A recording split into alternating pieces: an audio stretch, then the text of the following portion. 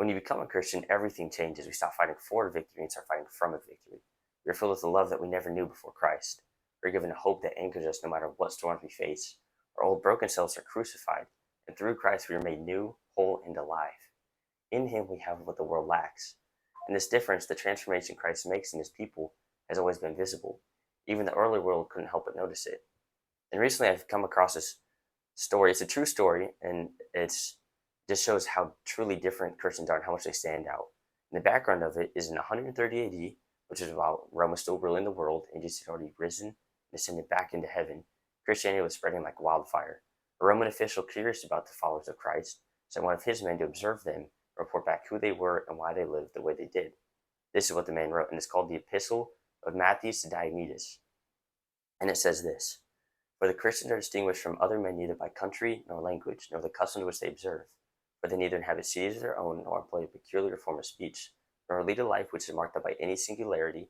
The course of conduct which they follow has not been devised by any speculation or deliberation of inquisitive men, nor do they, like some, proclaim themselves the advocates of any merely human doctrines, but inhabiting Greek as well as barbarian cities, according as the lot of each of them has determined, and according to the customs of the natives, in respect to clothing, food, and the rest of their ordinary conduct, they display to us their wonderful and confessedly striking method of life.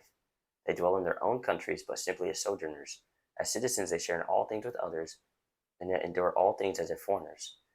Every foreign land is to them as their land of their birth, and every land of their birth is a land of strangers. They marry as do all, they beget children, but they do not destroy their offspring. They have a common table, but not a common bed. They are in the flesh, but they do not live after the flesh. They pass their days on earth, but they are citizens of heaven. They obey the prescribed laws, and at the same time they surpass the laws by their lives. They love all men and are persecuted by all. They are unknown and condemned. They are put to death and restored to life. They are poor, yet make many rich. They are in lack of all things and abound in all. They are dishonored, and yet in their very dishonor are glorified. They are evil spoken of, and yet are justified. They are reviled and blessed. They are insulted and repay the insult with honor. They do good, and yet are punished as evildoers. When punished, they rejoice as if quickened into life. They are assailed by the Jews as foreigners, and are persecuted by the Greeks, yet those who hate them are unable to assign any reason for their hatred. Even back then, the way Christians lived was so radically different that the world couldn't help but notice. Their lives reflected heaven while they still walked on the earth.